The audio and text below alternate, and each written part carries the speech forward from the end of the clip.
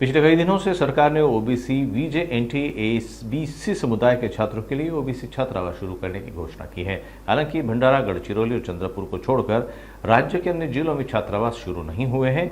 OBC समाज के कई विषयों पर सरकार अभी भी मौन है। ऐसी अलग अलग परेशानियों को लेकर विदर्भ के लगभग 20 संगठनों के प्रतिनिधियों के एक प्रतिनिधिमंडल ने मंत्री अतुल सालवे से मुलाकात की।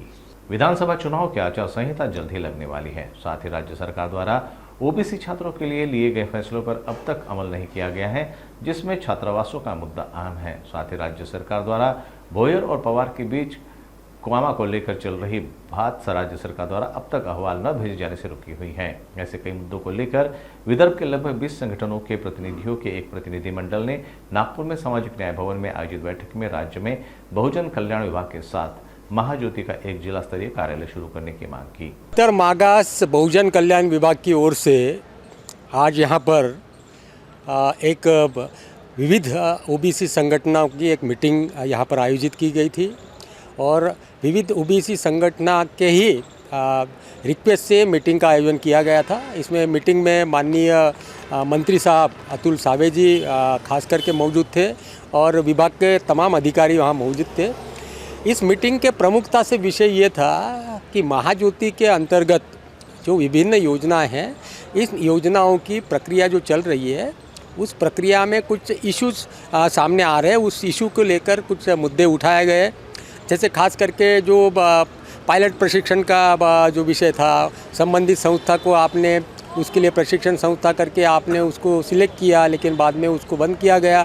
उसके कारण कुछ छात्रों का उसके कारण नुकसान हुआ, उसको लेकर छात्र आंदोलन कर रहे हैं, उस पर निर्णय करने की बात यहाँ पर की गई।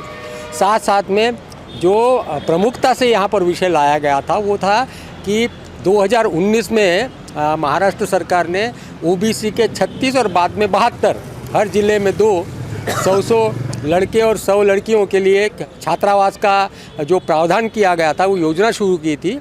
उनके अमल को लेकर यहाँ पर चिंता जताई गई है और ख़ास करके उनका कहना गया था कि आपने कहा था कि 72 छात्रावास का शुरुआत हम लोग करेंगे, उसके लिए बजट का प्रावधान आपने किया, लेकिन देखने में आया कि 2-3 छात्रावास ही शुरू किए गए हैं और बाकी छात्रावास को लेकर उनका कहना था कि आपने जो प्रॉमिस किया था वो प्रॉमिस कब पूरा करेंगे और कब ये बाकी छात्रावास शुरू करेंगे। उसको लेकर माननीय मंत्री ने कहा कि हम लोग इस प्रक्रिया में लगे हैं। करीबन 52 ऐसे छात्रावास लगभग कुछ दिनों में हम लोग शुरू करने जा रहे हैं और उसको लेकर जगह का उन्होंने सवाल किया कि बड़े बड़े शहरों में जगह का प्रावधान नहीं हो रहा है, उसके कारण अड़चन जा रही है। उसके साथ में उन्होंने कहा कि कुछ जहाँ पर छात्रावास शुरू किए गए हैं वहाँ पर छात्रों की संख्या कम आ रही है, उसको लेकर भी चिंता जताई है। उनका कहना था कि इसको लेकर आप भी प्रचार करें और छात्रों को इन छात्रावास का सुविधा लेने के लिए उनको भी प्रोत्साहित कीजिए। और साथ साथ में उन्होंने कहा कि आने वाले कुछ दिनों में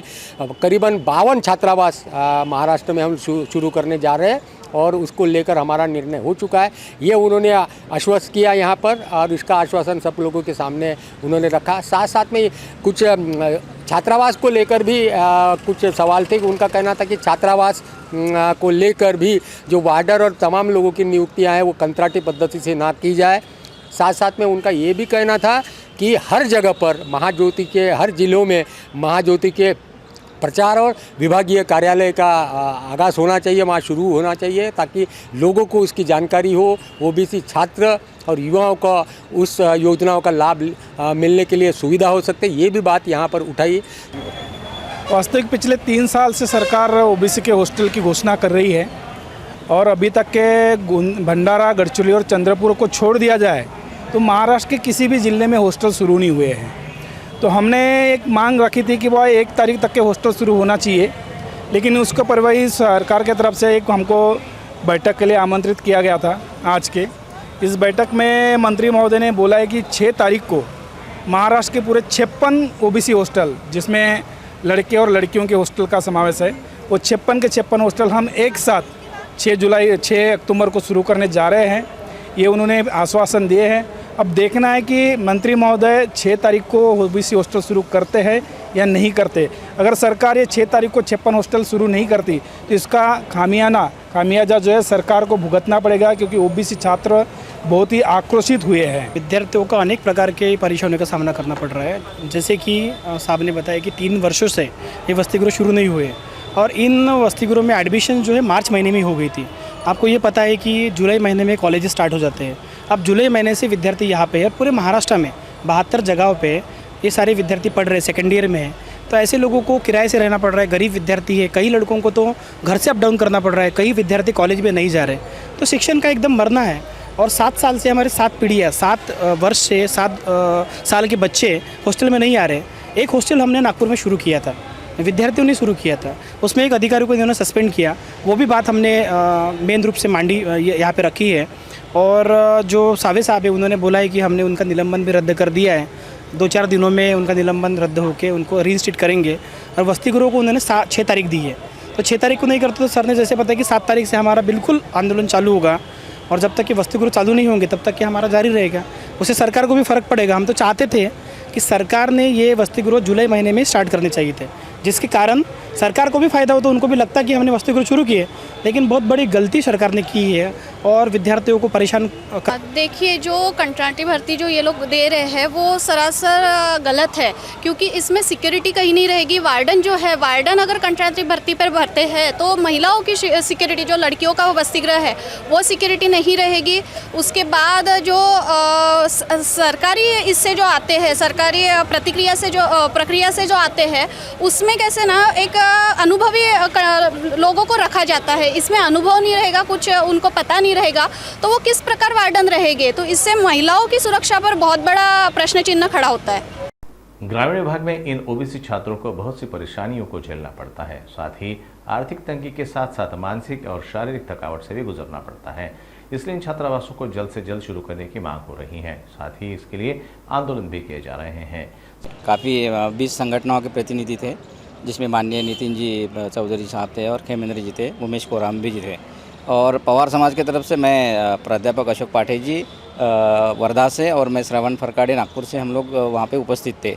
हमने मंत्री महोदय से ये प्रश्न किया कि हम काफ़ी साल से हमारे समाज के जो कौमा का प्रश्न है उसके लिए हम लोग लड़ाई कर रहे हैं। और महाराष्ट्र के 19 ऐसे ओबीसी समुदाय है जिसको महाराष्ट्र में शिष्यवृत्ति मिलती है, लेकिन केंद्र में उनको नहीं मिलती है, जिसका अहवाल आपको देना है महाराष्ट्र शासन ने, जो आपके पास अभी भी प्रलंबित है। हम राष्ट्रीय मागास वर्ग आयोग के अध्यक्ष माननीय हंसराज जी का कहना है कि जब तक महाराष्ट्र सरकार से ये अहवाल नहीं आएगा हम आगे केस नहीं बढ़ाएंगे, मतलब बढ़ नहीं सकती। तो इस विषय पर उन्होंने बोला कि आप 6 तारीख को मुंबई आइए, उसके ऊपर जितना भी हम बैठ के हम लोग उसका क्या काम रुका है वो क्या उसको चाहिए। बहुत परेशानी है, बता नहीं सकते। आज जो कुछ करना चाहते हैं सब स्टूडेंट तो इतने रिच नहीं होते, उनके दिमाग है उनके पास, लेकिन उनको चांस नहीं मिल रहा है पढ़ने के लिए।